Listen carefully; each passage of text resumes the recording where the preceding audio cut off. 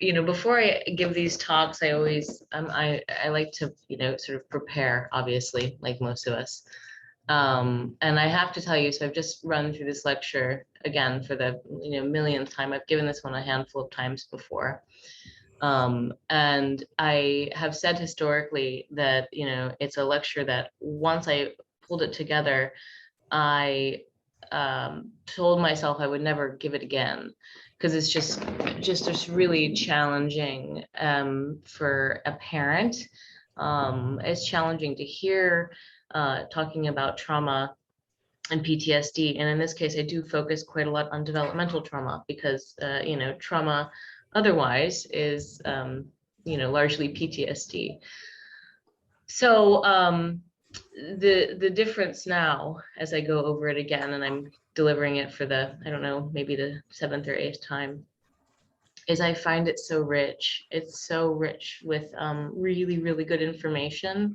And so my hope is to get all of that across to you, so that you can use this to your benefit and to your clients' benefits. But if you listen closely, you might need a box of Kleenex, because it's pretty intense. It's pretty intense. It's human experience. So I'm going to share my screen, and you can now see the NF screen. Minimize my face. I like to minimize our faces so that I don't have to get distracted by myself, or you for that matter. So, oh, you know what? Hang on one second while I'm still in pre-presentation mode. There we go. Let's do this. Okay, now the sound is optimized. All right, cool. So let me get a sip of coffee. And if you could mute yourselves, that would be helpful. And we're going to start. So the topic today is developmental trauma and PTSD on the brain and on the mind. And here is sort of the rough outline of how we're going to move through this. We're going to talk about conception, what's happening when the baby is in utero. We're going to talk about birth, infancy, and then childhood. And there's a disclaimer here in the beginning, which is there's not one EEG presentation for developmental trauma, but many. A pattern must not be confused for developmental trauma, but vetted instead. And of course, I've changed any identifying information in this presentation. And one of the things that we're spearheading at my clinic is we're going through all of the trauma cases, developmental trauma cases that we've had historically, and we're beginning to profile them so we can publish some findings so that we have something really solid to stand on. But this is literature and research dense, this presentation, and so you'll hopefully get a lot of meaningful information. So at the point of conception, the strategy of the nervous system is coded in the genes, and the brain is following a predefined blueprint. The initial connectome of the brain, which I sometimes describe to people as sort of a three-dimensional connect the dots puzzle, it comes into being very early in development, and it's largely a product of genes and randomness, right? But at the same time, it's fundamental. So what we're talking about when we're talking about the resting state networks is the very beginning of, I'm gonna go ahead and mute people here, the very beginning of our life, right? And it's something that we all share in common. We all share these fundamental long fibrous white matter connections. And so charged with electrochemical connections, the brain runs nothing random, nothing arbitrary. And during development, the brain generates millions and millions of neurons, sending them to the right position in the brain and instructing each of those individual nerve cells to connect with one another. And so adults have over 100 billion neurons. It's a stat that you should know. But at 4 weeks, the first brain cells are establishing at over 500,000 per minute. At 4 weeks in utero, 500,000 per minute. And these cells will never turn over, unlike the skin. Neurons born into fetal life function all the way into old age. It's so interesting. And so the fetal brain is a dynamic structure, and it's constantly enforcing and extinguishing neural networks depending on what's important and what's considered dispensable. And that's a lot of what this lecture will really come down to. And so in the first 13 weeks of life, the first trimester, is when the reptilian structures of the brain are fully formed. And the first stage of wiring is when the fundamental networks form by an odyssey of neurons, which grab onto glia, and they form these long fibrous white matter tracts that build the resting state networks of the brain. And these are the gross networks of the brain. When I link up psychotherapeutic principles, psychodynamic principles, and evolutionary neuroanatomical findings, I think that this stage where there's these long fibrous white matter tracts that are building the resting state networks of the brain are tied into this notion of the collective unconscious. It's this fundamental thing that we all share. Deep knowing and understanding and imprinting and archetypes. And anyway, so these are the gross networks of the brain, and the long frequency oscillations like delta and theta help to coordinate these long range communications that run on these networks. And so similar to a musical instrument, the longer the string, the lower the pitch, right? These are interlobule connections, which is why this is a miraculous trek, just an odyssey from the temporals to the frontals and the frontals to the parietals. And so the longer the string, the lower the pitch. The longer the string, the slower the frequency, right? And these long connections are architecturally fundamental for the brain's development.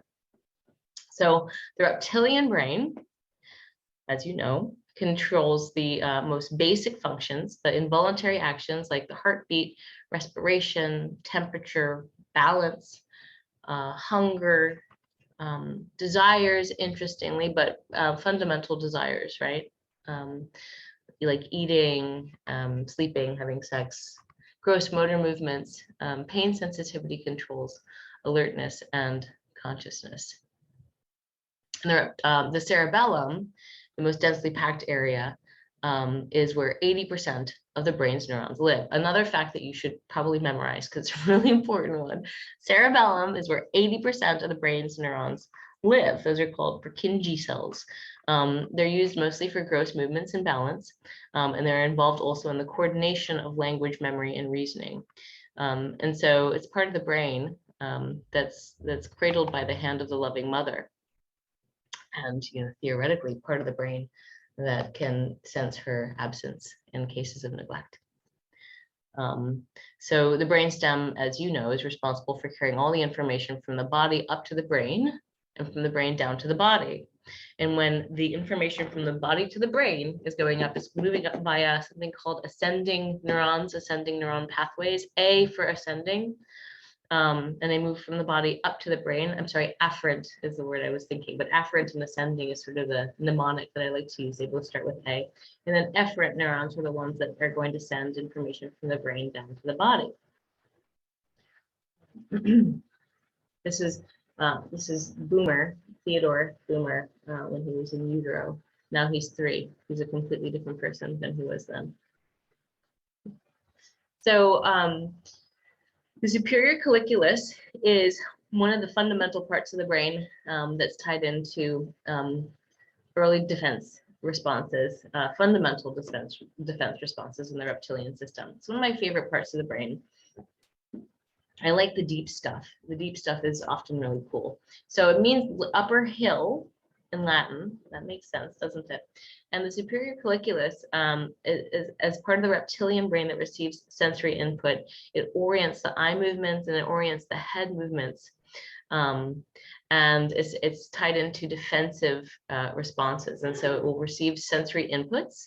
And it's responsive to like a sudden threat. So if you're walking down the street and you suddenly hear a car horn honk from behind, you jump out of the way, right? You have an initial, a non-conscious response while this part of the brain detects threats. But it also detects attachment cues.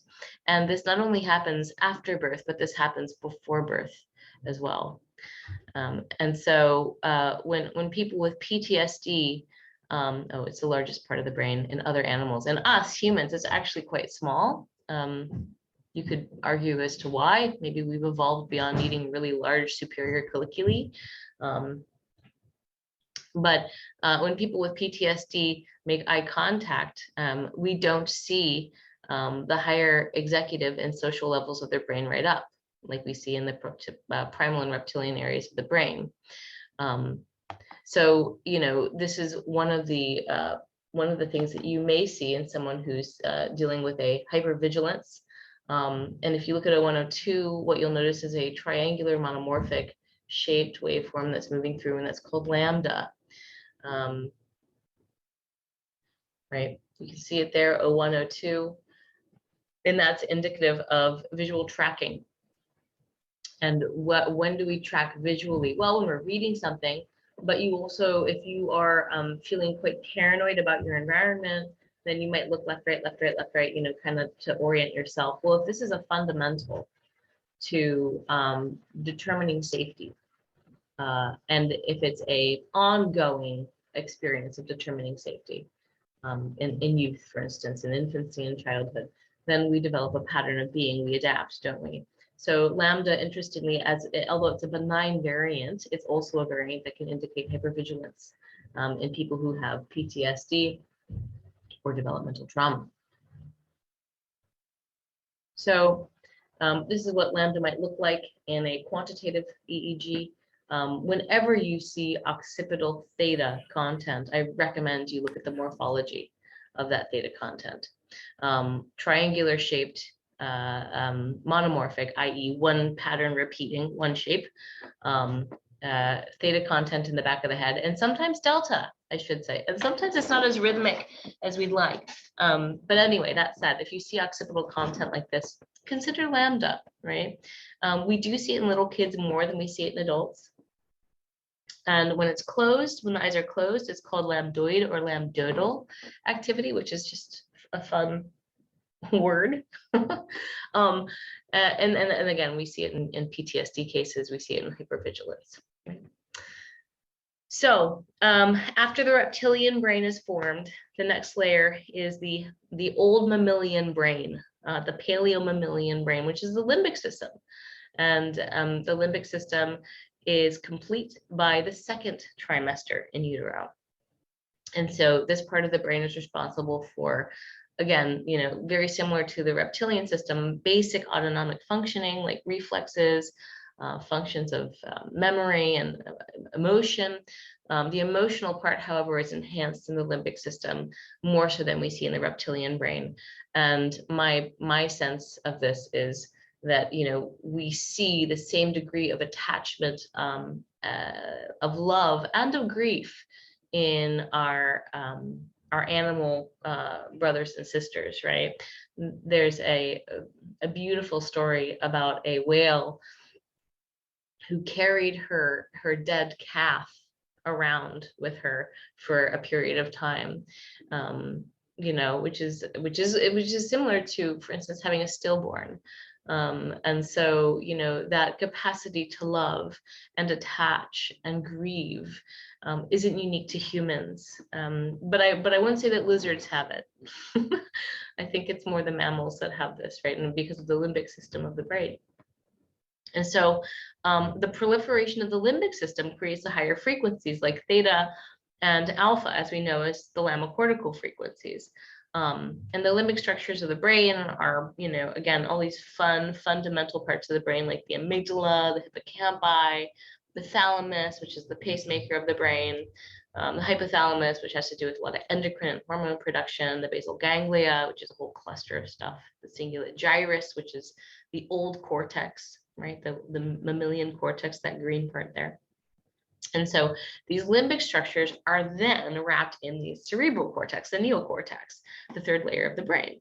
And so by 24 weeks, the vital organs of the fetus are formed and the lungs are prepared to fill with air. And the brain has billions of neurons building 2 million connections every second. So it's the second trimester. billions of neurons forming 2 million connections every second until the brain has become a network of trillions of crisscrossing wires with more connections than stars in the sky. And so in the second phase of development, connections that will remain as integral are made, and less important connections are made as well. And so this is, the beginning of the migration process. Well, I shouldn't say it's the beginning. You're now deep into migration where connections are being built and strengthened and reinforced and made to stay. And pruning is also just beginning, where less important connections that are considered dispensable are lost, right? So this is pruning. This is the use it or lose it principle. Disruption here within the earliest stage of development can result in disruption in the migration of these connections and neurons, and it will create abnormalities. On the left, we have something called lissencephaly, which is a failure to produce the gyri and the sulci that are the bumps and the grooves of the brain. And on the right-hand side, we have microencephaly. So on to birth. So at birth, the cortex is formed and the prefrontal is ready for wiring. So the creation of all the neurons are virtually complete. And neurons continue to grow dendritic branches well after birth. At birth, the baby's brain is less than 1 pound of gelatinous tissue.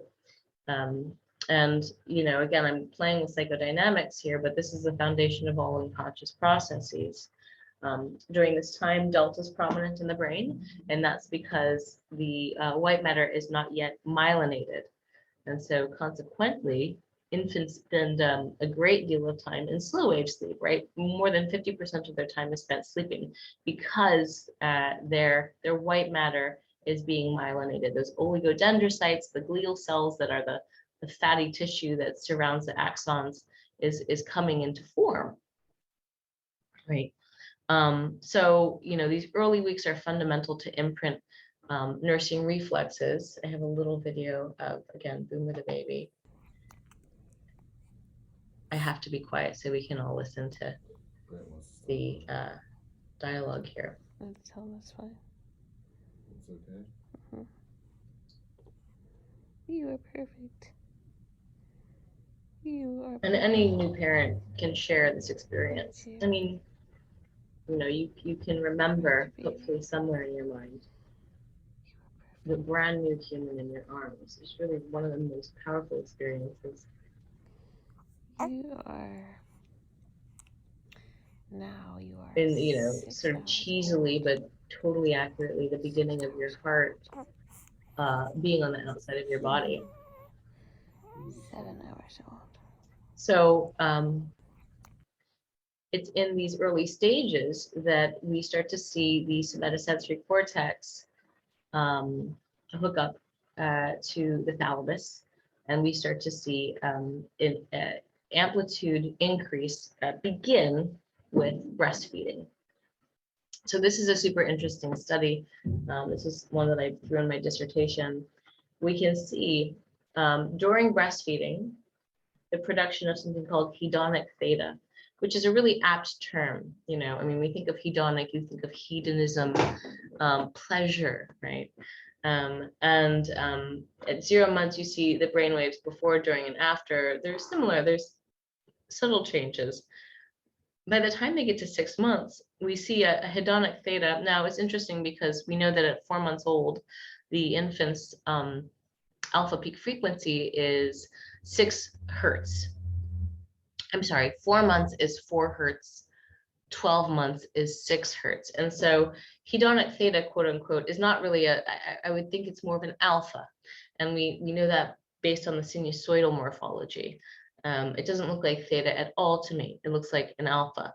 So regardless of whether we call it theta or alpha or thalpha, what we're seeing is the creation of a waveform during feeding that is thought to be indicative of the sensorial memory being formed at a cortical level. And this is thought to be tied into this notion of the Gestalt. gestalt images while feeding. Now, I don't know how they came up with that, but I kind of like it. And that is sort of the mind's eye, you know, and the imagery surrounding the unconscious or the semi-conscious imagery that is created during feeding. You know, all I can say is sort of a loose association is, you know, when my 7-month-old is sleeping, I'll watch him dream of nursing. You know, his little mouth will kind of go. And I know that there's something happening there in the mind's eye when he's in that state of dreaming. And so an interesting study that's, you know, kind of sad, but still one of the fundamentals in science was Harry Harlow's empirical work on primates. It's kind of a classic in behavioral science, and it really helped us understand social relationships and play in the 1960s and the 70s. And so what Harlow had hypothesized was that babies, infants rely and love mom because she is a source of food. And what they found was, you know, quite the opposite, that, you know, they move towards what is comforting.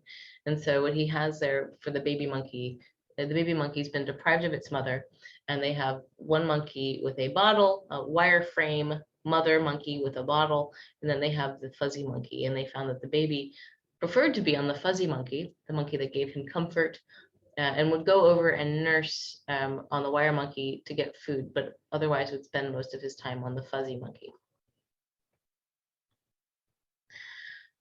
So when it comes to this early attachment, and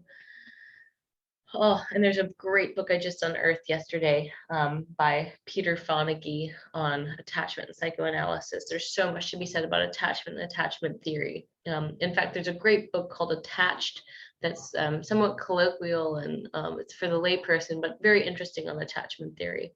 And so attachment transactions shape the connectivity of the developing brain, and foremost, the right frontal orbital cortex. In the first 6 weeks of life, that orbital frontal cortex is coming into form, and it controls affect regulation and attachment.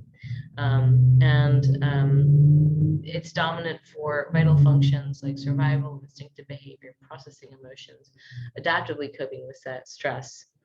And so it's interesting because a lot of babies have to stay in the NICU, right, early on. And so I can't say anything profound about, you know, what's happening to the right orbital frontal at that point. I don't think that there's permanent damage that's caused when kiddos don't get to nurse and be with mom if they have to be in the NICU to survive. But Alan Shore, he's an attachment theorist, and he's proposed that the sense of self is acquired through early attachment relationships, which makes perfect sense. And he's explicit on this, and he says, quote, "The core of the self lies in patterns of affect regulation that integrate a sense of self across state transitions, thereby allowing for a continuity of inner experience." And so the files that you're seeing here are on an individual who dealt with abuse and neglect from a young age, showing the presence of slower frequencies, as well as compensatory fast frequencies at the right orbital frontal cortex, as we can see on the upper left-hand corner. So you see the orbital frontal lit up in that Loretta image when we're sourcing the component. You also see the whole of the anterior cingulate cortex affected.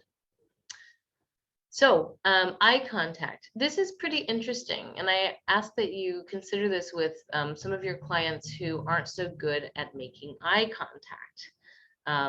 Eye-to-eye contact allows us to understand the emotion and intentions of others. That makes perfect sense, right? Direct gaze provokes mentalizing, which is considered a theory of mind, while averted gaze does not.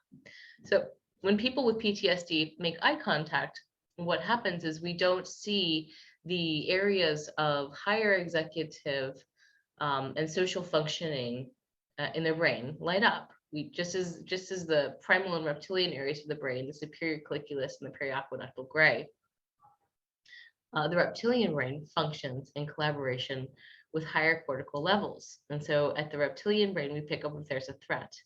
And this type of reflexive functioning in the earliest environment is one where the direct eye gaze is not safe. And so what happens is the individual is programmed to look at the ground or to avoid eye contact at all costs if it's not safe to make eye contact. And so it's interesting, it's very primal and animal. You don't look a dog in the eye, right? You don't stare a dog in the eye. Maybe you know that. I don't know. I've been taught that, and it's because that's not considered a welcome thing to a stranger dog. Right? It's considered an affront. And so, when people don't make eye contact, there is the possibility that there was something happening on a developmental level. They might have PTSD. They might be modeling a parent, right? And so eye contact is initially detected, this is important, by the superior colliculus, right? That upper hill in Latin. It's also sensed by the periaqueductal gray. And just for sort of orientation, periaqueductal gray, you see that green arrow and it says PAG on the right-hand side. That's the periaqueductal gray. It's this part of the brain that surrounds the 10th cerebral aqueduct, the 10th cranial nerve, and then the central cerebral aqueduct. Anyway, the periaqueductal gray assesses eye contact, and the inability to make eye contact, as I said before, can be passed generationally, making it difficult for even a parent to look into their children's eyes, failing to adequately read the child and model an averted gaze, right? So it's interesting. I have a patient right now, and he was a severely neglected young boy. He's my age now. He's middle-aged, and his parents were drug users, needle injection drug users, and he when he talks, he doesn't look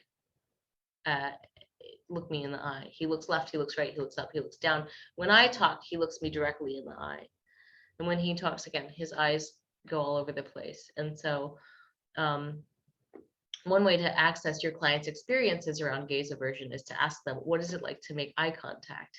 And some people will kind of, shuck and jive, but individuals often, if they're tied into their emotions, they'll respond that they are afraid to make eye contact because people might see how bad they are, or they might see the stain on their soul, right? And so what's interesting from an evolutionary perspective is that oxytocin and eye contact are tied together, and they're important to protect against stress and anxiety. Right, eye contact is good for cultivating relationship. So when we look in another's eyes, oxytocin levels go up, and oxytocin levels in people who have been traumatized are low. And so there is a relationship between oxytocin and shame. Now, we all know about mu rhythm, monomorphic waveform, lives across the sensory motor strip, C3, C4. It's a tick faster than alpha. We see it present quantitatively in forms like this or like that. Usually, again, just a smidge faster than somebody's alpha peak. In independent components, you're going to find that it's tracked as two separate findings, one left and one right. And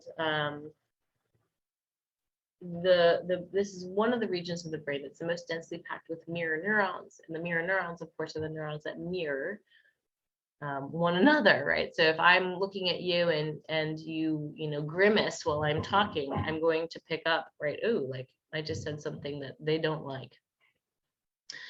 So when mirror neurons are dysfunctional, then we have a difficult time reading another person, having empathy, understanding what it's like to be them. And it's reflecting, interestingly, a frontal lobe disengagement. The frontal lobe housing what? But the anterior cingulate cortex and the right orbital frontal, super fundamental parts of the brain in terms of affect, right? So it's a disconnect, and it's one of the dissociative patterns. Now, oxytocin is important and tied into eye gazing, and is also tied into mu, but in a inverse way. That is to say, when we make mu, we are not making oxytocin, right? Oxytocin will actually attenuate mu. It will make mu go away. And so we see mu, this is a Jay Gonkelman quote, 70% of autistics, 50% of the normies, 50% of ADHD, and 50% of affective disorders. So interestingly, mu is a benign variant. It can be a neurotypical variant. I don't get too excited when I see mu unless I see it persistent and gating, right? And that to me is indicative of a persistently dissociated stage. I will say that mu puts the AU in autism. There's an autonomy to mu. So on to infancy. Here's a little video. So babies and kiddos learn through their senses and through the integration of sensory input. And there's lots of parts of the brain that are responsible for sensory input, but the cerebellum and the parietal cortex are absolutely fundamental. And early on, as it makes sense, sensory processing gives us an internal representation of the external world. The internal world reflects the external world. So the infant caregiver attachment relationship is going to lay down the foundations of how an individual first experiences both their internal and their external worlds. And when an infant first enters the world, close interaction with the caregiver provides this key sensory input. And that includes the sound of the caregiver's voice, their smell, their gentle touch, the taste of the nourishment provided by mother. And so this plethora of sensory experiences is going to form the core of the child's internal world, their sensations and their feelings. And this is one of the ways in which the baby begins to discover their center of gravity, balance, coordination, and the ability to locate their body in space. Super interesting. And this is a theme that's going to carry on, which has to do with embodiment and how embodiment and developmental trauma are tied in one to the other. And so the reason I have this cute rocking video here with Boomer at like a day old is because the development of the cerebellum is going to depend foremost and initially on the security, the consistency, the rhythmicity of the parents holding. And so when there's a history of neglect and the mother doesn't hold the baby with intentionality or feeling, then the development of the cerebellum isn't as good. It's not as robust. And this is also, this early stage is fundamental in developing a sense of agency through motion. Now, most of us don't even think about agency through motion, right? It's just fundamental. But the child who's experienced developmental trauma is going to be challenged in navigating the external world because they weren't given the cornerstone that will be that of emotional regulation, agency, cognition, so on and so forth.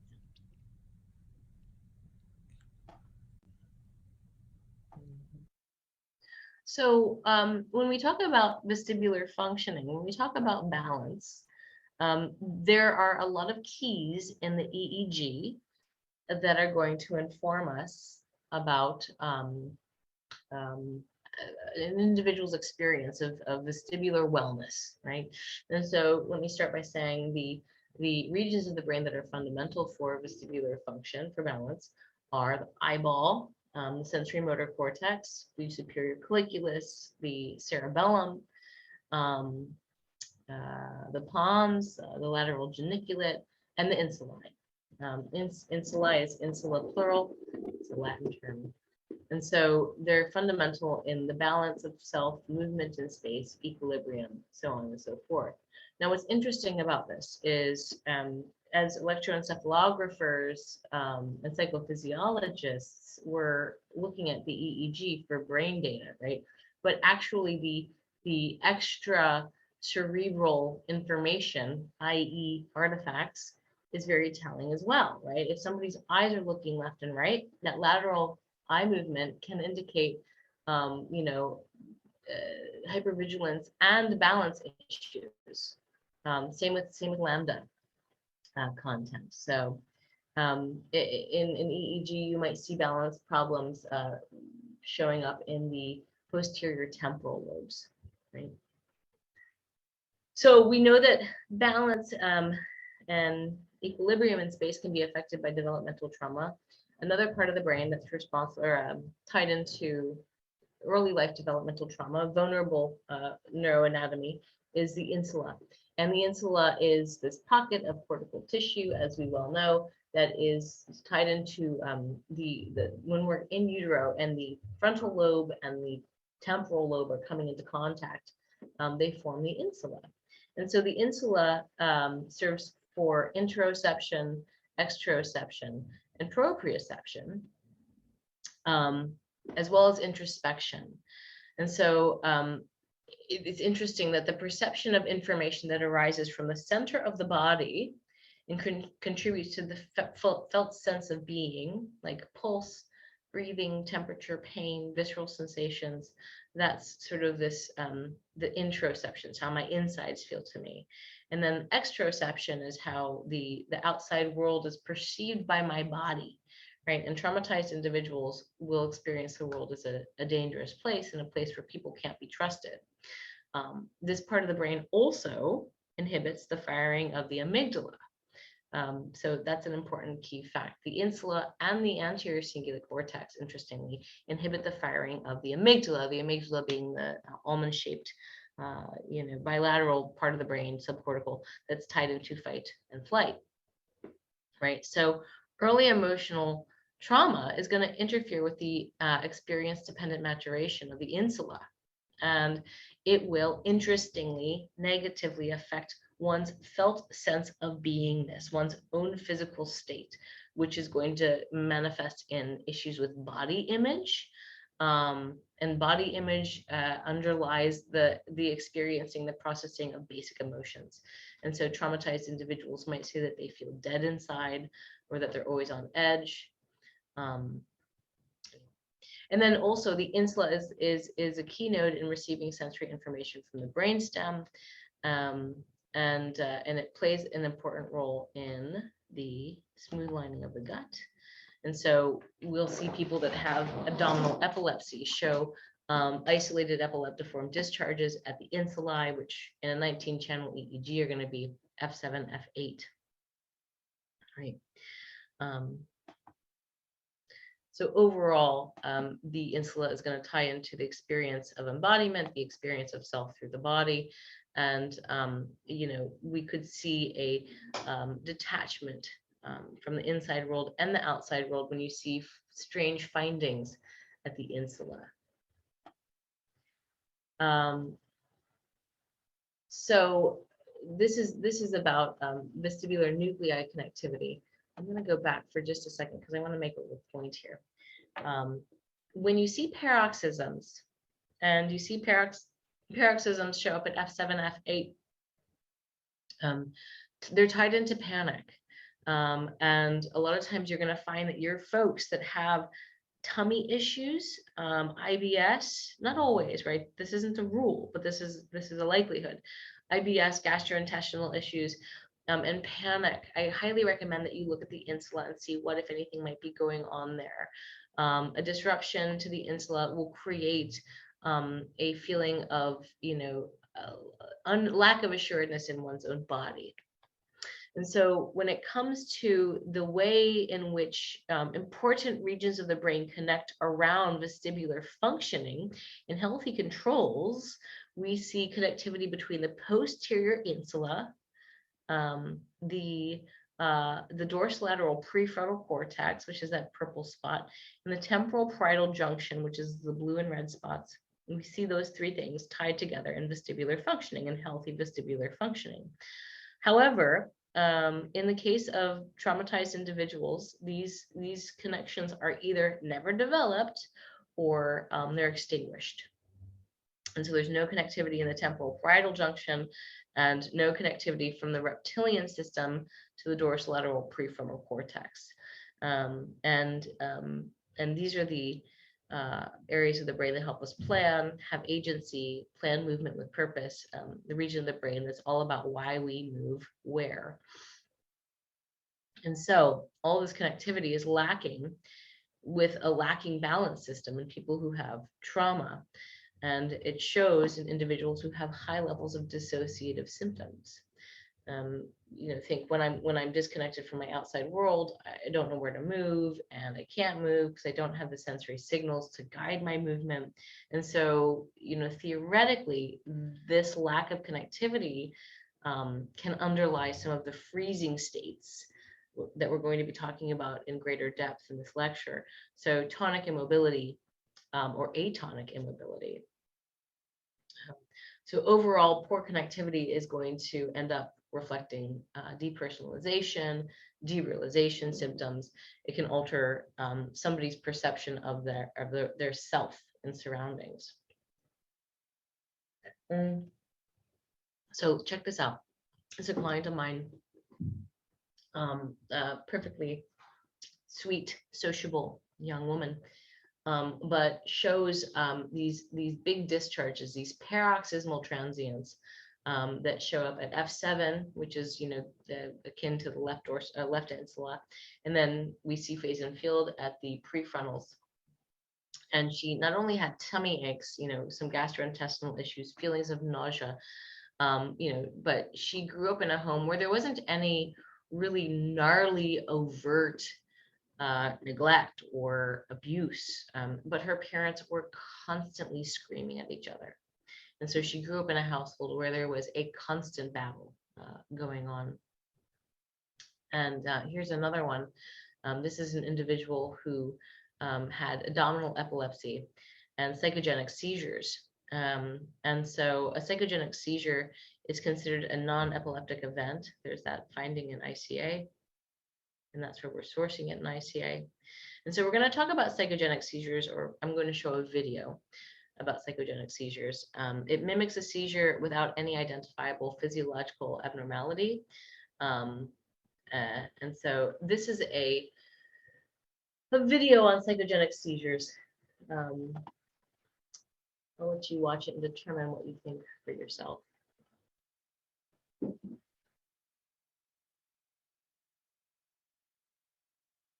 Seizure and epilepsy are words that usually go hand in hand. If someone is convulsing, it's easy to assume he or she must have epilepsy. But there's another type of seizure called non-epileptic, and telling the two apart is proving to be a challenging task for neurologists because oftentimes the two can look identical. Well, the key difference is that epileptic seizures are caused by abnormal electrical activity in the brain, whereas this activity is not found in non-epileptic seizures. Dr. Marcus Roiber says non-epileptic seizures are often caused by a psychiatric issue, and some people have both epileptic and non-epileptic seizures. Not identifying the difference is leading to the wrong diagnosis and treatment. A big danger is seizure medications. What you're trying to do is stop the epileptic discharges. But with no seizure activity to stop, the drug instead works like a sedative. It can lead to people being intubated on intensive care units because they've been given so much medication they stop breathing. The other crucial reason for getting the right diagnosis is to help people without epilepsy understand why they would convulse, stare, or do other unusual behaviors. Many medical professionals use the term psychogenic non-epileptic seizures because the root cause is considered psychiatric. That is a complicated term. Patients often find it upsetting or weird because to them the problem feels physical. Epilepsy is caused by a number of things, including physical trauma that leaves permanent damage to the brain. But it's psychological trauma, which often leaves an emotional scar that can lead to non-epileptic seizures. A history of trauma, especially sexual trauma. In a traumatic, stressful situation, Dr. Roiber says people don't form memories in a normal way. So often they end up with bits of memories that can be quite disjointed. The carpet, the color red, a smell. When a person experiences this trauma, a seizure is the body's way of expressing what the mind cannot. It's like the seizure happens instead of the panic attack.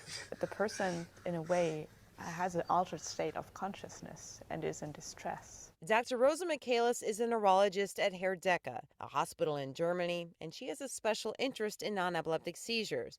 She and Dr. Roiber are part of the International League Against Epilepsy's Psychology Task Force. Roiber says some people with non-epileptic seizures don't lose awareness of their surroundings, although others often do. That is one of the factors actually that is causing people to think of non-epileptic seizures as faked, because they can't get their head around an unconscious process that can somehow leave you in a state where you can still respond to your environment.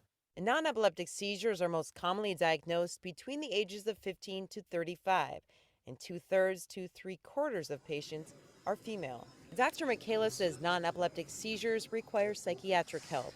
That makes it ever more important for people with uncontrollable seizures to see an epilepsy specialist with expertise in EEG. If epilepsy is ruled out, she says a referral to a psychiatrist should be the next step. It's actually crucial that the person explaining the model to them accepts that it is psychological, but it is unconscious. With the right treatment, Royber says patients can overcome these non-epileptic seizures. He sees the success stories in his hospital. We've got evidence that about 50% of patients will become seizure-free in the long term, and more importantly, about 90% get significantly better. So I've watched that video a couple times, and I find my feelings around it shift.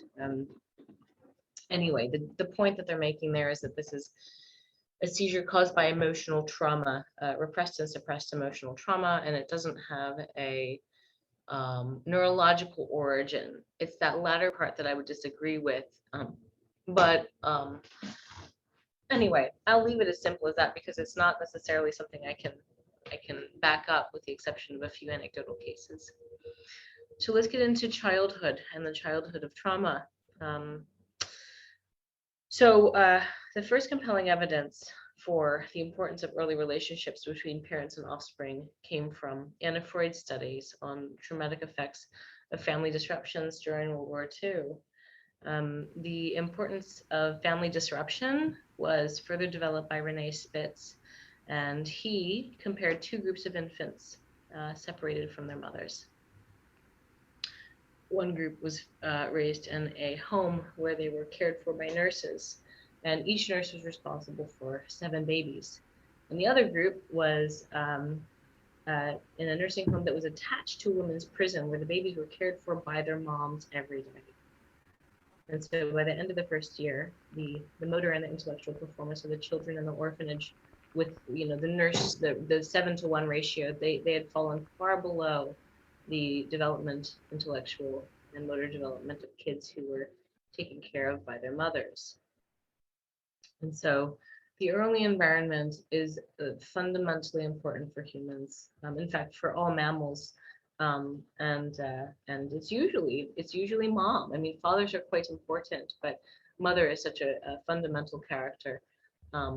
Father can do all the things that mother can, of course, with a bottle, but there's something to be said about moms. And so psychoanalysis has long argued that the manner in which the mother and the infant interact create within the child's mind the first internal representation of not only another person, but of an interaction and of a relationship. And so this the initial representation of people and relationships is critical, right, for the subsequent psychological development of the child. And their interaction is a mutual one, right? It's a symbiotic interaction, and it goes both ways. The way the infant behaves towards the mother exerts a considerable influence on her behavior, and secure attachment between mom and baby is thought to foster in the infant comfort with itself and a basic trust in others, where an insecure attachment is thought to foster anxiety. And it's interesting, I have a 7-month-old. I also have a 3-year-old, but my 7-month-old, I can hand him to most anybody. I mean, of course, I'm never going to hand him to anybody who I don't trust myself. And he will happily go to anybody. And it's at least in part because he's not yet at the stranger danger phase of development, but more importantly, I think because he has secure attachment and he trusts the system, right? He trusts the process that he's in. And so this interesting graphic is showing what's happening in the brain around eye contact, positive facial expressions, positive vocal expressions, which is so cool. And Stephen Porges's polyvagal theory really gets into the dynamics of paralinguistics and how that ties into healthy vagus response and healthy attachment. And so what's happening is that the afferent, meaning ascending, going up to the brain, the afferent nerve cell of the vagus is tied into the production of oxytocin, which goes down the efferent pathway of the vagus. And so the subdiaphragmatic vagus is tied in to the higher level processing of the higher level vagus, which we see in more evolutionarily mature beings. So when we get into the periaqueductal gray, again, it's this region that's this color of white matter, and it surrounds the central cerebral aqueduct. This is a small tube-shaped region of the midbrain, and it's responsible for autonomic regulation. That's like heartbeat, and then sort of these raw, primitive emotions. And it's a tiny little part of the brain, but it's really important. So the caregiver's voice enters the new brain at the superior colliculus and at the periaqueductal gray. And the periaqueductal gray receives sensory input from the superior colliculus. And so these structures go hand in hand. You can see the little periaqueductal gray, the little superior colliculus in this image here. And so the periaqueductal gray is important for basic emotional systems, which are of course found in all humans and animals, and it has a critical role in the production, the processing of primitive and raw emotions, including defensive responding and automatic responding. And it also plays an important role in active and passive defense responding, as well as steady breathing. So it's like a part of the brain that's responsible for that kind of rapid response to what might be a threat. And so here we have a little image of the periaqueductal gray from a coronal, a sagittal slice.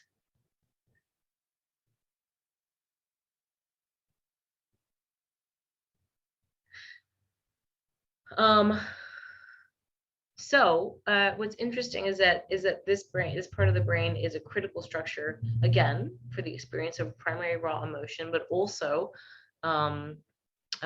some of the happier emotions like play, seeking, care, but then also panic, lust, rage, fear.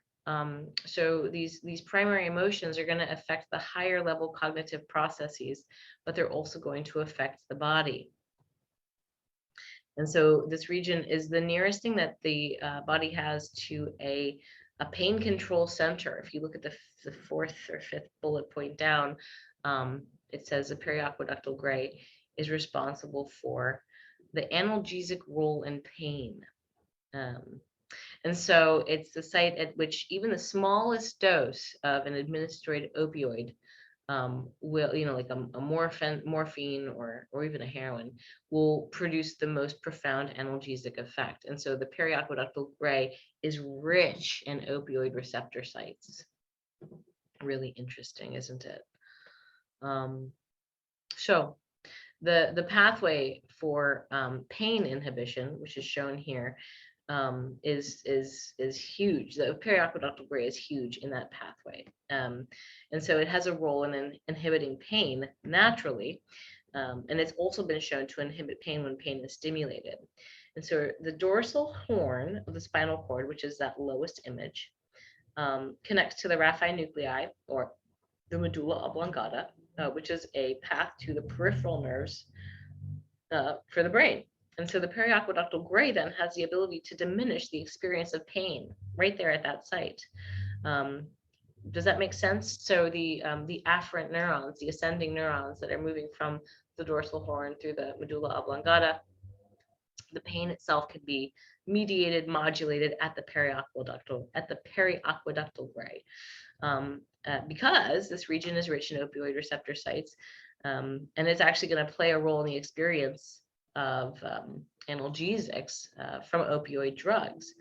It's one of the regions that's activated in soldiers who are in combat, and they, lose a limb or something, and they experience no pain or minimal pain when some serious pain should be expected.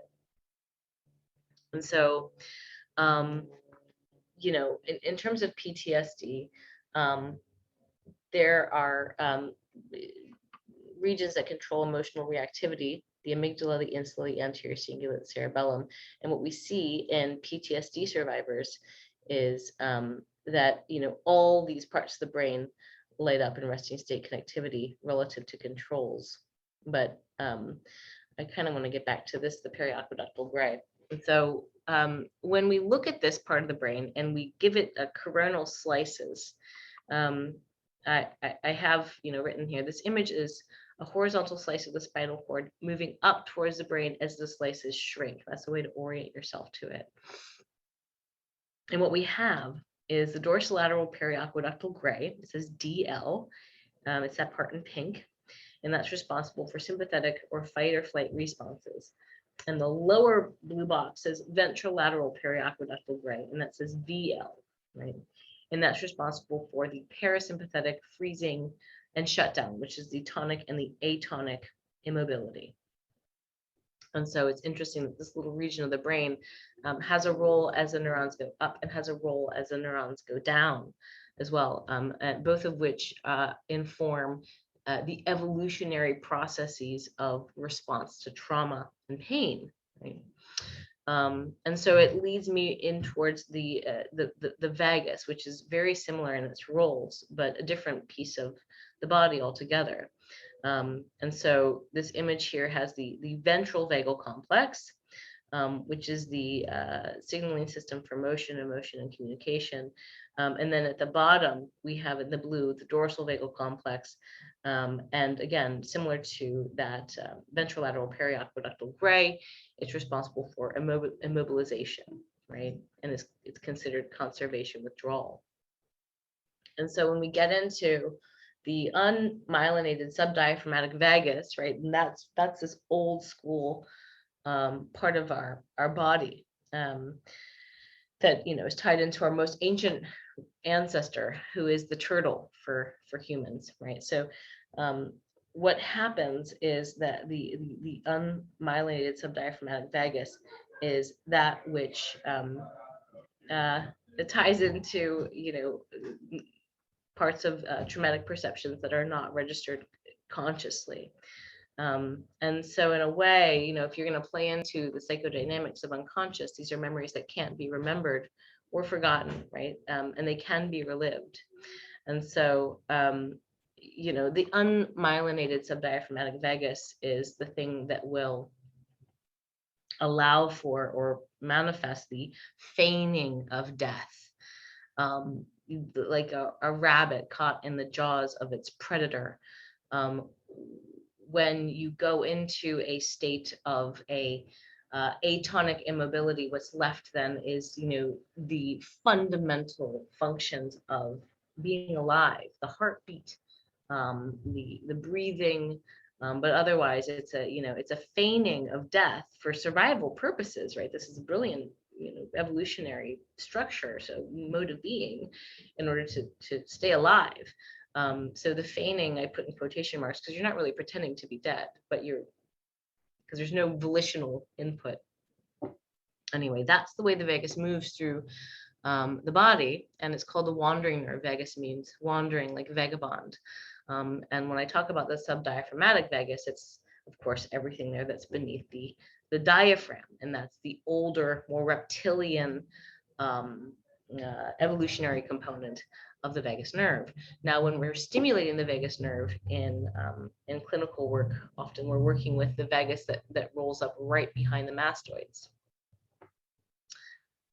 So when it comes to defenses, this is a super interesting image. So if you're following me from left to the right, when an organism is confronted with a predator, it has an orienting response. And as the predator moves closer, the response is to flee, right? Run away, which of course requires a lot of sympathetic fight and flight activation, like noradrenaline and the blood moving to the heart and blood moving to the muscles so that you can flee the situation.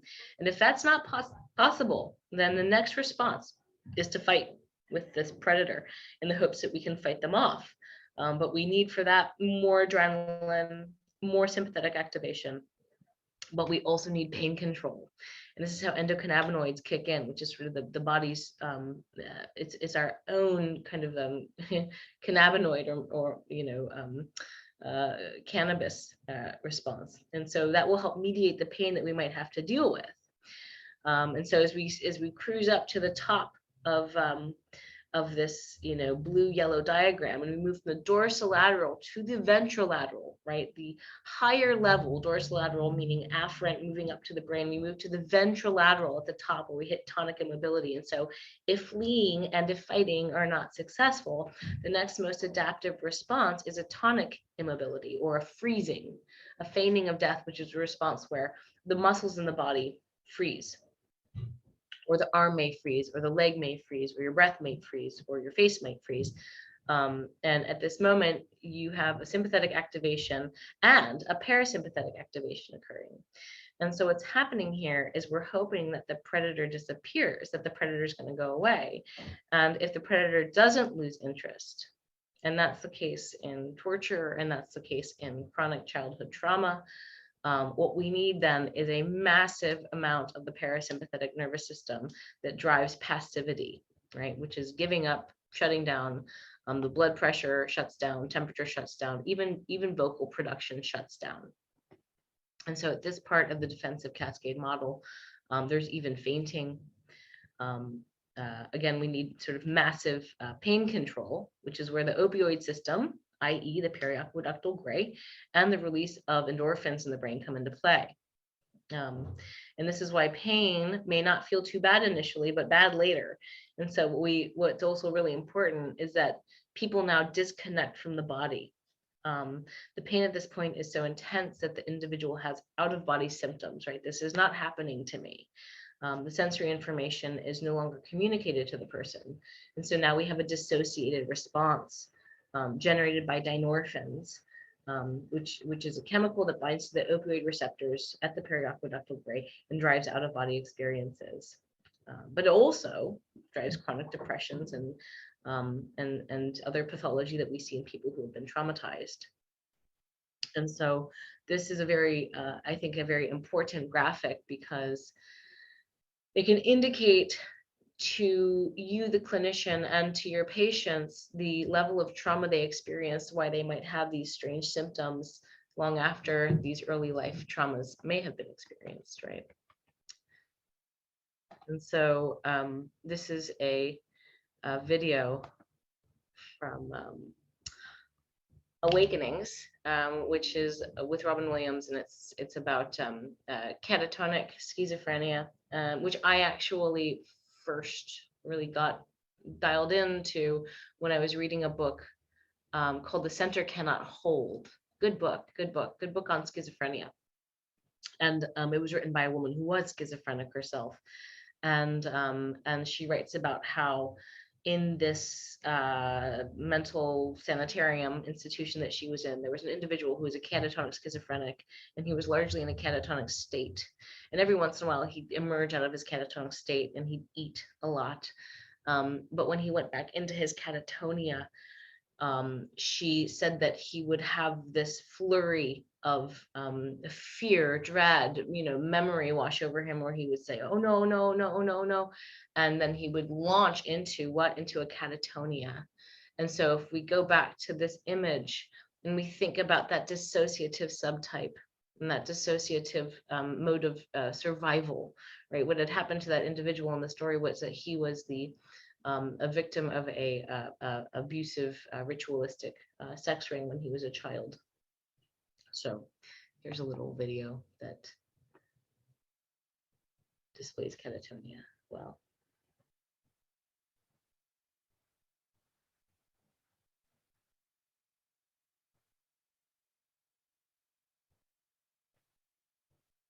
Okay, so let's talk about crying.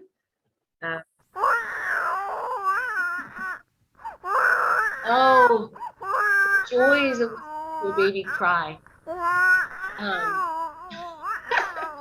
would be a little bit more sensitive to it and to all of you listening, but I drive and I listen to this sound not when I drive because my baby does not like to.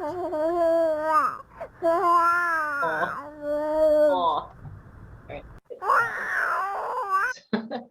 So it's important that babies cry, and they cry to survive. And again, it's brilliant. It's brilliant because as a mother, and a well-attuned mother especially, you can't hear your baby cry and not feel stressed. I like to say you put the sound of a baby's cry on top of any activity, and it's like automatically 400%, 4 times more stressful, right? And so babies cry to survive, and they cry when they're separated or when they want to be picked up. But when separation is prolonged, despair gradually replaces early responses. And what happens is that the baby will move from fear and anxiety and anger to a despair and a despondency. And despair and despondency prepare the infant for passive survival, right? For prolonged passive survival. So dissociation conserves energy and protects the baby from attracting danger. That makes a lot of sense, doesn't it, right? If the baby's alone in the woods by himself and he's crying, he's going to get eaten up by, an animal. But if he's not crying, then he won't be. And so this is a real slapdash coverage of Porges's trauma theory, which is fabulous and interesting. And if you find yourself going on walks or driving in the car, I recommend you download some of his podcasts, some of the information that he's putting out there.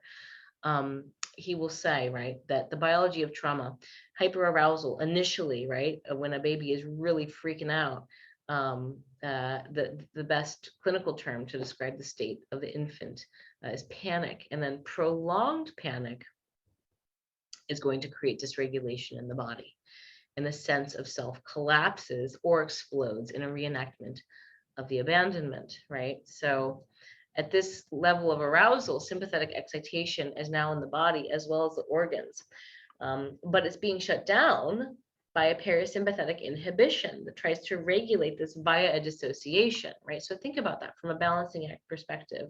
Sympathetic excitation is now in the body as well as in the organs, right? But it's now being shut down by parasympathetic inhibition.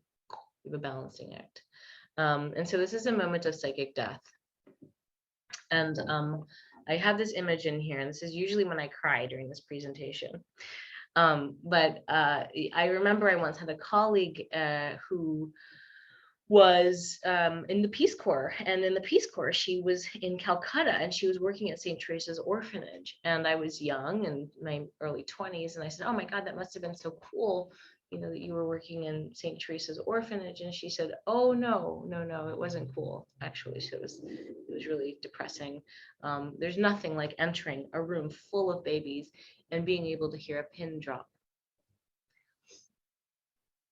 And so it was really profound, that we do this so that you stop crying, right, in order to survive. And that you could just take that and wax philosophical or psychological for hours. So let's talk about networks. These are the 3 fundamental networks, and to know how they play one with the other is really important. We have the central executive network, the network that plays an important role in thinking, planning, being able to focus. The default mode network, which underlies our sense of self, plays a key role in recalling autobiographical memories and being able to attribute mental states, including beliefs, intents, emotions to oneself and to others. Default mode network is also about mind wandering. And the default mode network, I just want to say one last piece, is that it houses the ego. And so we don't think about our ego too much because you just are you, right? You're just kind of going about doing you. You might think about breaking it down or dealing with some complexes or shadows, but more than anything, there is this fundamental sense of self. And so that's housed in the default mode network. And the salience network is a network which helps us become aware of what's the most relevant, what's salient, right, in our environment and internally. And so how these networks work together is basically that the salience network does a switching, right, between default mode and central executive, right? So here's our default mode. And in the default mode network, the posterior cingulate cortex in the back of the head helps us recall the past, and the anterior cingulate cortex helps us to know what we're feeling, and also foresees the future. And these parts of the brain connect to the parietal lobe, and that allows for us to have an embodied sense of self in space. And so in trauma, we only see activity and connectivity in the posterior cingulate cortex, which recalls the past. Timeless memories, being disconnected from emotions, not having a sense of self in space. So the default mode network is an important model for the sense of self and the continuation of self over the course of time, right? Like I said, it's been thought to be the mind-wandering network responsible for internal self-talk. These are the nodes that are part of the default mode network, the ACC, the PCC, the superior parietals, and this chillin. When we're chillin, we're in the default mode network. And so a lot of traumatized individuals say they never developed a sense of self, or the trauma occurred later on, and they've lost their sense of self, right? So it's not fully connected until adolescence, interestingly. And it allows for us to read other people. It allows for us to understand how or what we are really feeling.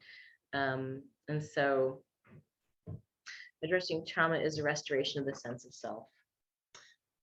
You know, I'm just going to insert here what's kind of interesting. So in default mode networking, if you aren't allowed to develop that, right, if you're prevented from that via developmental trauma, what I've found in individuals who are dealing with developmental trauma is they often have sixth senses. They have ESP, clairvoyance, exteroception, clairaudience, clairsentience, that kind of stuff.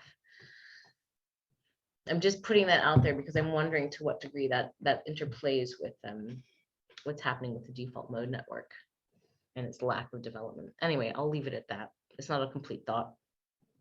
So only in situations of threat is the default mode network and the sense of self more online for traumatized individuals. This is super interesting.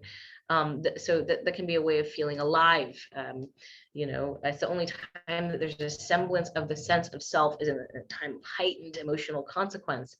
And so this can account for some reckless behavior, right? Like thrill-seeking behavior. So we see this kind of thrill-seeking behavior in prostitution, in domestic violence. Traumatized individuals often get into domestic violence relationships because they feel poorly about themselves and there's a modeling and they feel deserving of being treated poorly.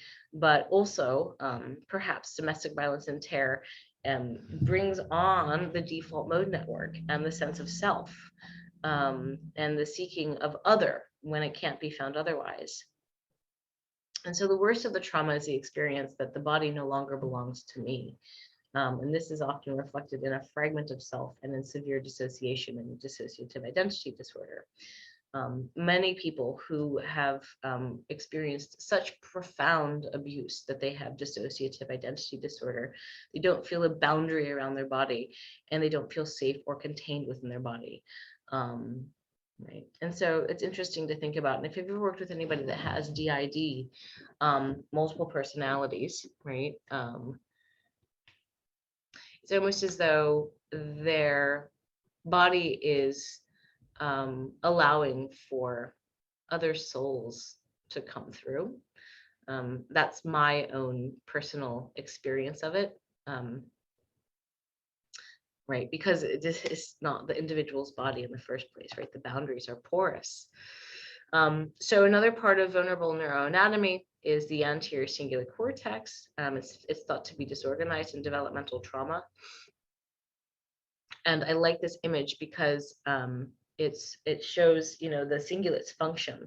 Like I said before, the anterior cingulate inhibits the firing of the amygdala, as does the what? Insula. And the anterior cingulate, the entire cingulate, is thought of as the transitional limbic cortex because it is the old cortex, right? It's the transitional cortex between the neocortex and subcortical regions of the brain. And so the anterior cingulate can be subdivided into three regions. The subgenual, the pregenual, and the rostral, the dorsal. The subgenual is also called the rostral. And so when we're in that pink area, or excuse me, the salmon colored area, not pink, this is the subgenual, which means beneath the knee of the corpus callosum. We're in the part of the brain that's responsible for pure emotion, pure affect, boo-hoo, down in the dumps, depression, mood disorders, where there is truly a visceral emotional component. When you're in the rostral anterior cingulate, here is called the pregenual, the pink one, that's affect regulation. How do I modulate? How do I regulate my affect, my emotion? And then when you are in the dorsal anterior cingulate cortex, that has to do with how I think about how I feel, or the cognition of affect. Okay. And so in certain studies, this region will show little blood flow here, right? In some abuse cases, we see little blood flow here, and that likely correlates directly to the sense of self as a black hole, as non-existent. This region, interestingly, similarly to the insulae, plays a role in the psychological experience of pain and misery, right? And so with the insula, we see that the worse it gets, the worse it gets. The more I catastrophize and ruminate and, worry about the pain, it's going to be so bad, it's going to be so bad, it's going to be so bad. The more likely that is to occur, right? That's a self-fulfilling prophecy, but it has to do with both psychological pain and physiological pain, similar with the ACC. Another vulnerable part of the brain to developmental trauma and PTSD is the posterior cingulate cortex. PCC is largely autobiographical. It does mediate the person's experience of themselves in space, and the parietal lobes also have a lot to do with how I know myself spatially. This area is similar to the ACC. When there's not a lot of blood, or we see it poorly infused with blood, it's thought to be tied into developmental trauma. So that the cuneus precuneus region of the brain, which is kind of where we are, as part of the posterior cingulate cortex, is the part of the brain that kicks out some alpha content. And it's a core node or a core hub of the default mode network, which of course we know because we've talked about it, but it has to do with resting consciousness. So the salience network, which we mentioned earlier, is the switching network, right? And that's made of the anterior cingulate cortex, the anterior insulae, right, the front of the insula, which is where internal and external sensory information comes together, and then the dorsal anterior cingulate cortex, which is the thinking about emotion, how we coordinate our affective or our behavioral responses.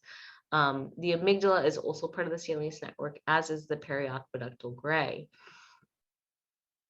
This is a network that's going to switch us from the default mode to the central executive network. And in many people who have trauma, the salience network is hypervigilant because they're constantly engaged into thinking things are important, right? So they have an over-arousal of this network. The central executive network is made of the dorsolateral prefrontal cortices, posterior parietal lobes, and this is what allows us to place our focus on something, right? And it's assisting in emotional regulation. So again, there's an impaired switching in PTSD. And when engaging in a memory task, individuals with PTSD get stuck in what? In default mode network, making their task difficult, if not impossible. So, the default mode network, again, is where we feel most comfortable. In the cases of people with PTSD, dissociative symptoms, and developmental trauma, the place where they're going to feel the most comfortable is the experience of terror, of feeling unsteady or vulnerable, where they might be in a heightened state like shoplifting or exposing themselves. And it might be in these scenarios that the individual truly feels embodied and seen by the other. And so glucocorticoids and stress, this is an interesting little tidbit. Glucocorticoids are a corticosteroid hormone that is produced to reduce inflammation and suppress the immune system. And inflammation is the way that our immune system responds to harmful substances and trauma, and it's part of the healing process. And interestingly, there's 2 receptor sites in the hippocampi, which I have here imaged, that are receptive to glucocorticoids. They're called mineralocorticoid receptors and then glucocorticoid receptors. And so prolonged separation is going to create an increase in glucocorticoids. And a long-term stressor in life as an adult or as a child is going to ultimately allow for a greater degree of degradation to the hippocampi via the reception or the absorption of glucocorticoids. So what happens is there's an atrophy of neurons at the hippocampi, which is reversible if the exposure to the stress stops. But if not, if you're in that stress state for years and years, you are going to experience some permanent damage to the hippocampal neurons. And what that will turn into is a poor or a deviant and aberrant ability to remember. Your memory is going to get jacked up because the hippocampi is the seat of what? Of memory and learning. So short-term memory, long-term memory, episodic memory, all kinds of memory will probably be affected if there's long-term exposure to stress. And what happens ultimately is there's a weakening of something called long-term potentiation, which is critical in learning and the strengthening of synaptic connections. So, not only does it affect the brain, it affects the entire body. And the pregnant mother, if she's producing a lot of glucocorticoids, she can pass this on to her fetus. And it can also lead to the epigenetic expression in the child of things like attention issues, anxiety issues, metabolic issues, fearfulness, cognitive impairments, reduced birth weight, and so on. So let's talk about the left and right hippocampi. There's one for each hemisphere, and each has a different role in memory. The right hand hippocampus records memory in spatial and in temporal fields. Interesting. Space and time. The left hippocampus is responsible for verbal memory.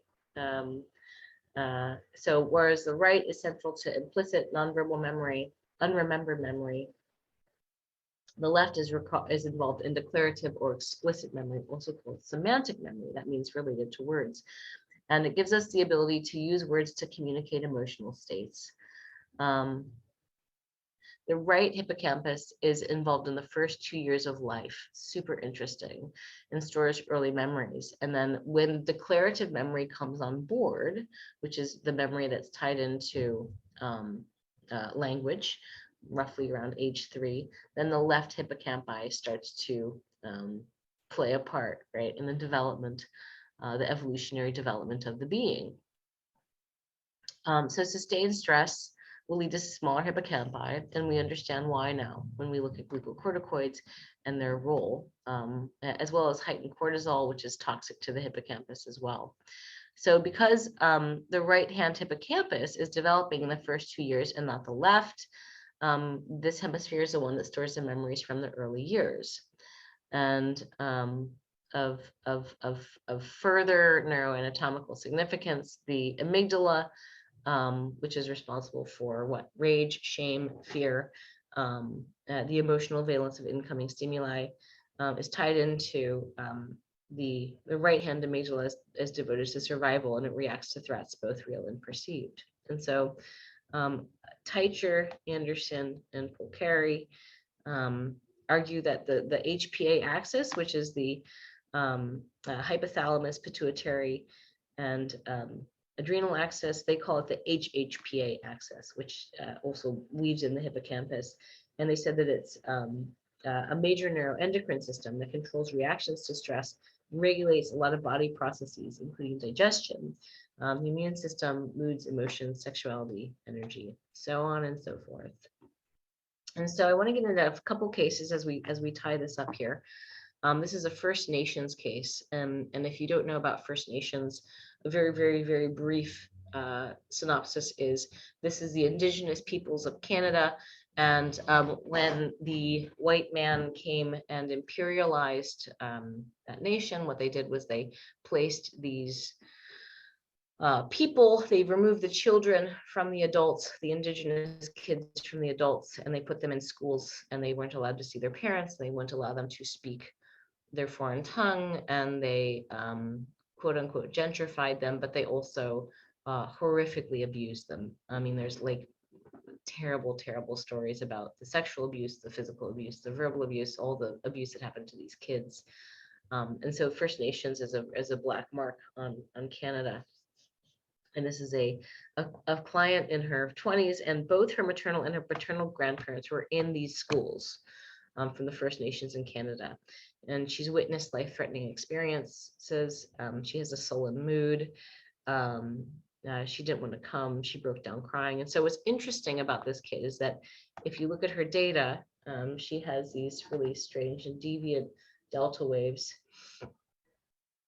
in her recording. And we're seeing them frontally for most. We do see phase and field moving to different montage.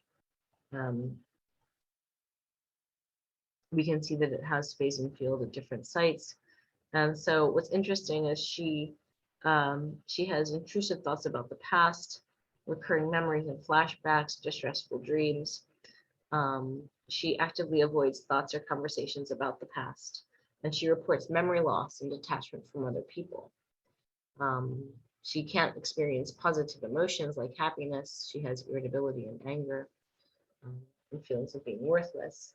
And so, you know, what's interesting is why somebody would show such a deviant, such an aberrant waveform. And in this case, my sense of this is that it's tied into that type of trauma. This is a different client who's showing with eyes open and eyes closed, slow alpha, and they report memory loss. And so I don't have the raw in front of me, but what they were showing was aberrant theta waves. And really, it'd be more appropriate to say alpha. Their alpha peak slows down, and they actually have a 10 hertz potential peak. This person is too young to be suffering from any sort of age-related cognitive decline. An importance with, it's kind of loud. Really?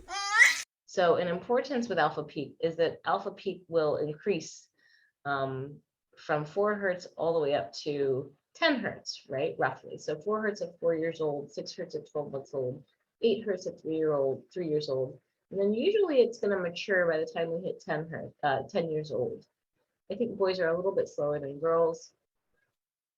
And then once we hit 58, it starts to decrease by a half a hertz a year, right? Excuse me, a half a hertz a decade.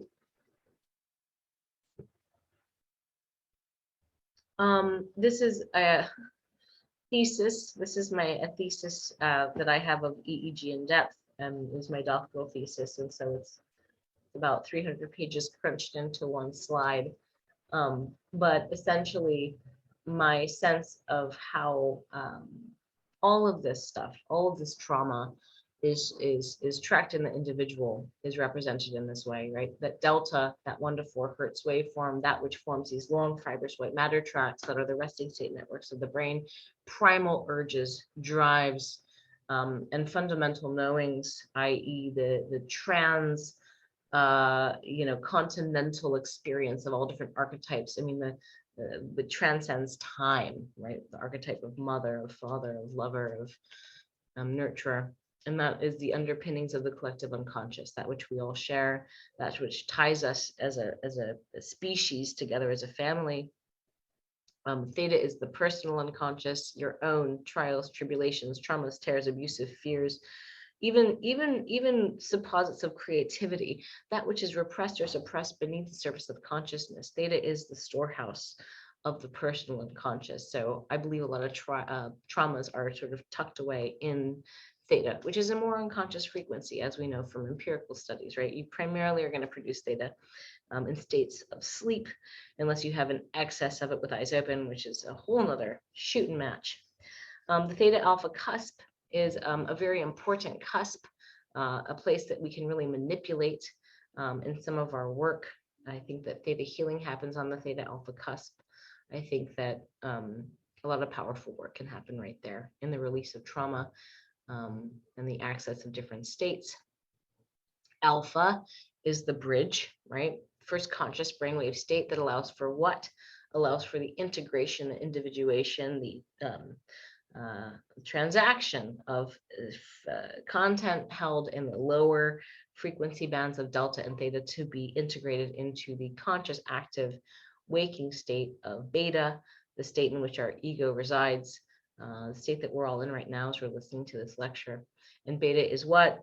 The realm of the ego, and not the pejorative ego, not that ego is bad, but just the self, right?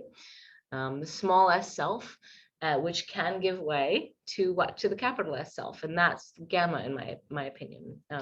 We see gamma in states of individuation, is my belief. In states of evolution, I have seen gamma in some very, very profound individuals with some profound gifts. I believe gamma is sort of this precipice between genius and madness, and that's a whole nother paper, isn't it? And so when we tie that in to the realm of psyche, as is defined by Sigmund Freud and Carl Jung, and in this case I'm referencing Jung because it's a bit more robust, it would be something like this.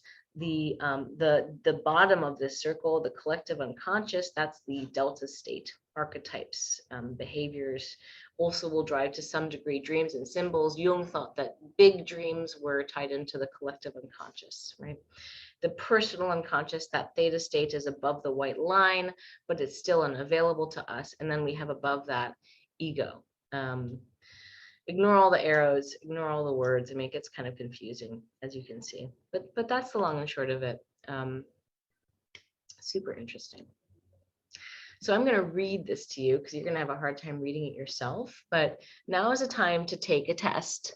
And this is a test that I recommend you give to everybody at your clinic who walks through, because it's absolutely fundamental in understanding the degree to which developmental trauma plays a part in their experiencing of life. And the same goes to you. And so here it is. I'm going to read you the questions. When you were growing up during your first 18 years of life, did a parent or other adult in the household often swear at you, insult you, put you down, or humiliate you, or act in a way that made you feel afraid you might be physically hurt? If yes, enter 1. Number 2, did a parent or other adult in the household often push, grab, slap, or throw something at you? Or ever hit you so hard you had marks or were injured? If yes, enter 1. Did an adult or person at least 5 years or older than you ever touch or fondle you, or have you touched their body in a sexual way, or try to or actually have oral, anal, or vaginal sex with you? Number 4, did you often feel that no one in your family loved you or thought you were important or special, or your family didn't look out for each other, feel close to each other, or support each other? Number 5, did you often feel that you didn't have enough to eat, had to wear dirty clothes, or had no one to protect you, or your parents were too drunk or high to take care of you, or to take you to the doctor if you needed it? Number 6, were your parents ever separated or divorced? Number 7, was your mother or stepmother often pushed, grabbed, slapped, or had something thrown at her, or sometimes or often kicked, bitten, hit with a fist, or hit with something hard, or ever repeatedly hit over at least a few minutes or threatened with a gun or knife? Number 8, did you live with anyone who's a problem drinker or alcoholic or who used street drugs? Number 7, was a household member depressed or mentally ill, or did a household member attempt suicide? And number 10, did a household member go to prison? So, here is just a few. I mean, there is like literally a tome of results. The number that I found is the number that's a fulcrum for some real but profound effects, consequences to developmental trauma is a 4. But the ACE score, how many times an individual answered, often or very often, I'm giving you a truncated version of the test, but it totally stands. So the number that you would say yes would strongly predict the illness and premature death in adulthood. 54% of current depression and 58% of suicide attempts in women can be attributed to adverse childhood events. Males who have a 6 or higher have a 46-fold increase of becoming an injection drug user. ACE score also correlated with a wide range of medical problems, not psychological, but things like liver disease, chronic obstructive pulmonary disease, coronary artery disease, autoimmune disease. And so that is going to, of course, support this mind-body connection, psychoneuroimmunological connectivity thing, right? That the mind creates the brain, creates the body, and then vice versa. Individuals with an ACE score of 6 of higher had a lifespan of almost 2 decades shorter than those with an ACE score of 0. But again, the number that I've found has been sort of the fundamental as a 4. So you might see people dissociate in your clinic, and here are a couple ways you might see it. One, a gating alpha at the right posterior temporal lobe. That is tied in, so you're seeing there in the red box that alpha, and we're seeing it quantified at the right posterior temporal lobe. That is has to do with the affective perceptual network of the brain. And I like to say it's something like a calling uncle, crying uncle. It's like the brain is saying, I'm not going to take in any more information. It's just been too much. We see this in soldiers. This is something that's been seen in combat active soldiers. And so that's one. Here's a second form of dissociation, mu, which we've already talked about. I've seen this in kiddos who, of course, C3, C4, wicket rhythm. I believe that this is a case of a kiddo whose his mother brought him in and said, "What's wrong with my son?" And turns out that she was henpecking him. I mean, she did it in my office. She would not let him breathe. You know, don't put your hands in your lap. Take your hands out of your pocket. Quit touching your face. Sit up straight. Tie your shoes. I mean, she just would not let up. She was just on him. And my sense is that this mu rhythm was something that was learned as a defense mechanism by this boy. Right? And so when we look at it, we can see that there's, of course, higher amplitude frequencies in the alpha band. 2 modes of dissociation. This is very anecdotal, but I've seen it and we're trying to prove it. Molestation, perhaps for boys, but certainly for girls, what we see is the central expression of slow wave, usually going to show up centrally or bilaterally. You're going to see it in a symmetrical presentation because it's going to tie into the limbic structures of the brain. And very often you see it tied into theta. In this case, I believe there's a corollary in the fast frequencies, 26, 27, 28, 29.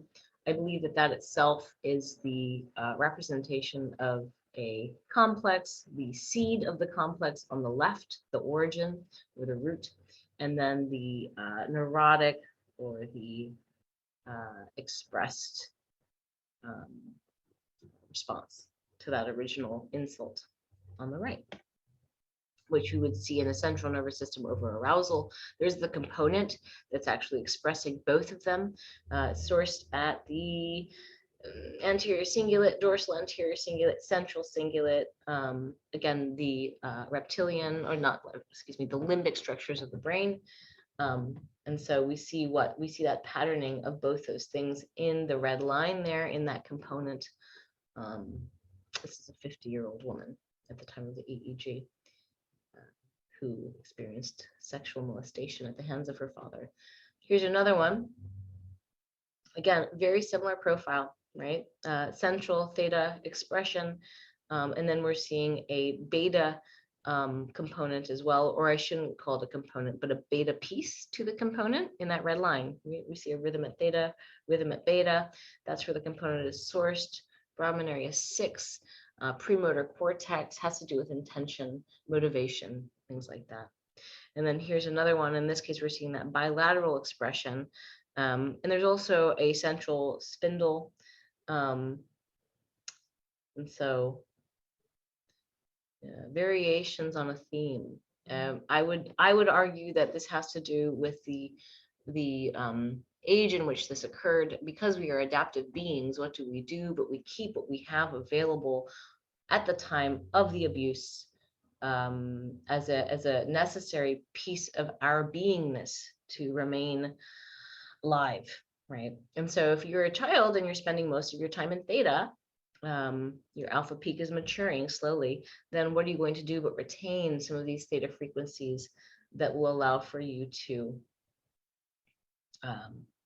survive, right? You're going to adapt but retain that which is relevant and important to your survival. And so this is a young boy. You're going to have to forgive the montage. This is a young man who's showing a low voltage profile. I can't say much about the low voltage profile, but we do see in the white spot there in the delta, and then the green spot there in the theta, another central expression of slow. And this is his raw EEG is hidden behind that, but you can get the picture. We can see his alpha peak, and then we can see the rhythmic slow at the FZ electrode. And I believe that's tied into a limbic expression. It's a theta, a alpha frequency, but it's a alpha waveform. We know that by its sinusoidal morphology. 6 hertz would be approximately 1 year old in terms of the alpha peak frequency. But then we're seeing it at the anterior cingulate, which is going to be tied into affect and affect regulation and emotion. There is his stuff in relevant power. So that's neglect. And verbal and emotional abuse. This is a young man who came to me after nearly graduating college, and he just didn't have any motivation, and he knew that he was different in that regard. He didn't want to be alive. He didn't know the purpose in living. Of course, he's got mu, as we're seeing there, with C3, C4. Quite a lot of other things going on, for that matter. When we look at his data, we can certainly see the mu, and his father was highly, highly critical, a very critical man. And so what his father did was, sort of shout things like, "You'll never amount to anything, you're worthless, you're a piece of SHIT," really critical of his son, which is, of course, that same shame thing that's passed down. The baby is the extension of the ego, the child is the extension of the ego. And so what we see is the crushing of the ability to grow and prosper as a consequence of developmental trauma from a familial lineage perspective. So means of addressing trauma. I think foremost is psychotherapy. If you have a client that like this that walks into your clinic and you aren't a psychotherapist, you don't have any sort of mental health chops for working with people on an emotional level, make sure that they have a psychotherapist in their corner who can help them, because it's absolutely fundamental. Second is noise, brown versus pink. Now, I didn't put brown and pink, or brown or pink, because of a couple things. Brown noise, 0 to 15. That type of noise is going to kick up some developmental trauma stuff. So they've got to be ready for it. You're not going to give somebody brown noise who has a whole wellspring of developmental trauma tucked away, because it's going to cause an abreaction. But in the hands of the skillful technician, of the skillful clinician, brown noise can be used very, very well. That is to say, if you have somebody and they're really trying to get some of that last stuff out, trying to squeeze it out, brown noise is going to be a positive for them. And pink noise, depending on the range that you give, 1,000 to 9,000 is very nice for anxiety, as we've come to find. But be conscious of the fact that range in which the trauma occurred, which for most of us is in the theta range, the delta range for kiddos, will be the one that's more sensitive to noise. The alpha down training at PZ, that's a Ruth Lanius thing. She's one of the authors that I've really sourced a lot, cited a lot in this presentation. They say whether alpha is high or low, downtraining alpha at PZ is really positive for trauma. I can't get behind that. I'm not in disagreement with it. I just haven't experienced that in my clinic. But there's a lot of literature around that particular mode of dealing with developmental trauma. If you're into neurostimulation, frequencies that soothe, delta, theta healing, and Tiff's database for neurofield, really nice for relaxing the nervous system, as is parasympathetic 0.14 to 0.4. This doesn't work well for low voltage types as much as it works for people that have other forms of dysregulation. You see it in high beta types, in paroxysms and abnormal presentations. EMDR and brain spotting protocols. EMDR has been around for a long time. Brain spotting is an offshoot of EMDR where as you're tracking left and right, if you find a place where the individual's eyes freeze or lock, you really work that area, and a lot of content will come out. Learning about that one myself. Beta 1 is a compensatory to high amplitude theta. This would be one for memory, brain fog, some of those more executive functioning issues tied into developmental trauma. Beta 1 is so money, it's mother's milk. It's the go-to if you don't know what to do.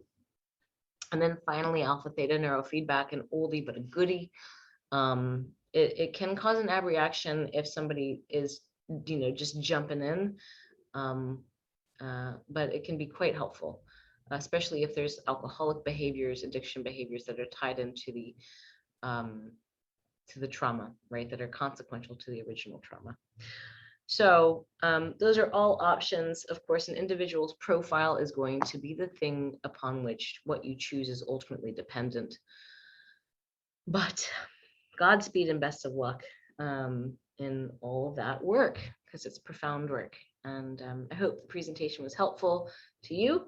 I'm going to hit stop share. If you have any questions, I'm open.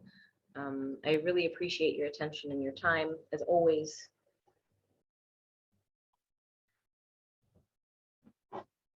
Thanks, Tiff. It was wonderful, as always.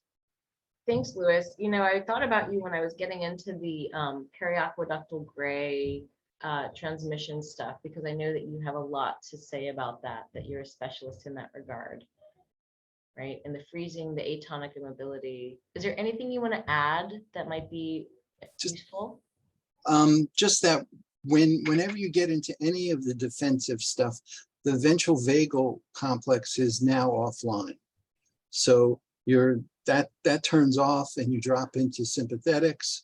And the sympathetic can give you the stress-induced analgesia. That's the cannabinoid based. And then when it switches over, when that fails and it moves into the dorsal motor, that's the opioid based. That's the passive response, the immobilization, and the atonic response. But still, again, my belief in Ellett Nahenhouse's and even Sebring said that that initial freeze is really a tonic kind of oriented response. It's like when you see something threatening, you freeze, and then the system decides, do we go into fight or flight? Or, usually you go that way. Or do we, if you've had a lot of trauma throughout your childhood, you're kind of skilled at kind of dropping into immobilization. So someone might just go right into dissociation and the passive response of the dorsal motor activity. Super interesting. Thank you. Yeah. My pleasure. I'm in a 7-month course with Dr. Bessel van der Kolk through PESI on developmental trauma. And it is amazing. It's hard. It's every week. But your presentation was phenomenal. Thank you so much.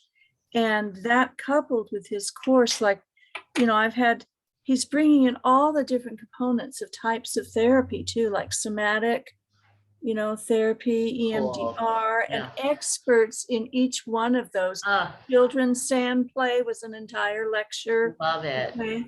Yeah. And so it is amazing. I'm learning so much. And also, of course, with your lecture and Seaburn's, that I started all of this with you when you had Seaburn about a year ago. Okay. I really started this journey down the developmental trauma road. And I think it's something that is very important to be addressed, and something that, you know, when I have somebody coming in with 5 different diagnoses and they're age 18, the first thing that's coming to my head is developmental trauma.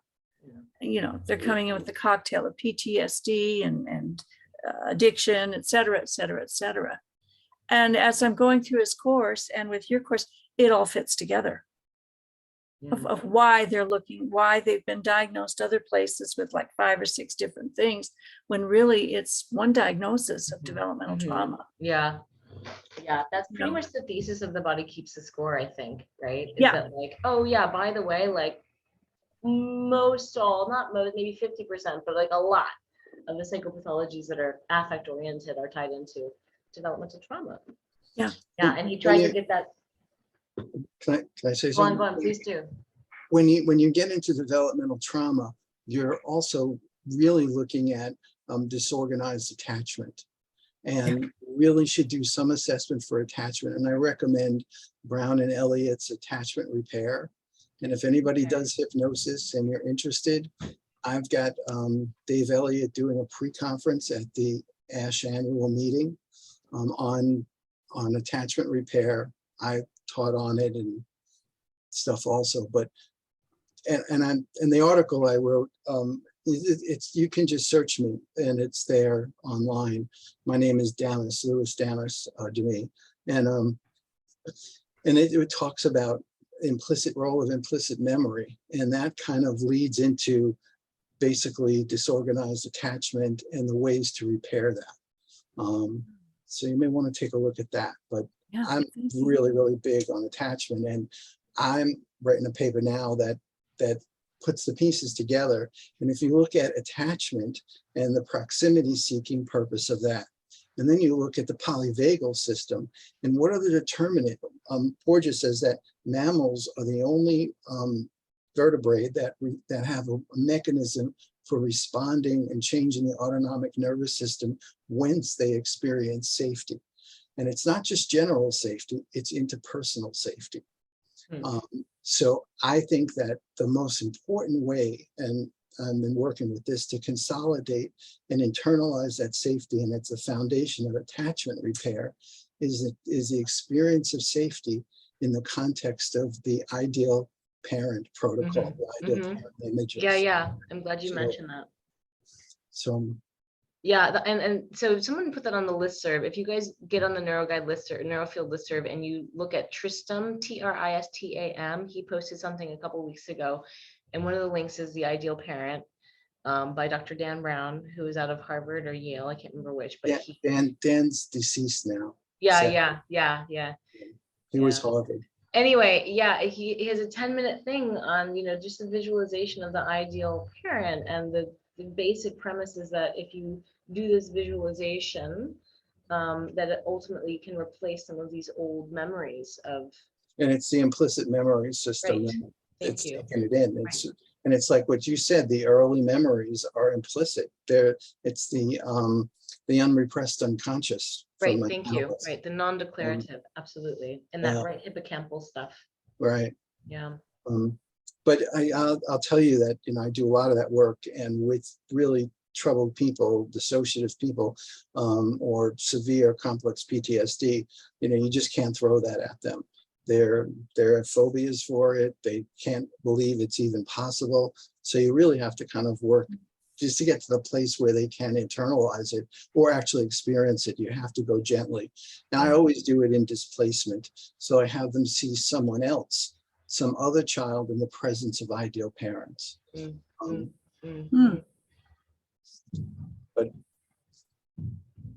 I've been using the ACE score for a while now, and I had one husband and wife team come in, and then as a couple, and then to work individually. And so I did the first intake just on the wife, and her ACE score was an 8. Anyway, I think what we're so fortunate about is that in this small tribe of individuals, there's a lot of us working on trauma. And I'm so grateful that we have people like Lewis and others who are listening and who aren't listening at the moment, who are specialists in trauma. Like, it's really cool. And it's like God's work. It's such profound work, and it's such beautiful work, and it's humanizing, and it's compassionate, and it's just beautiful. So I'm really grateful to be surrounded by so many cool people. Yeah.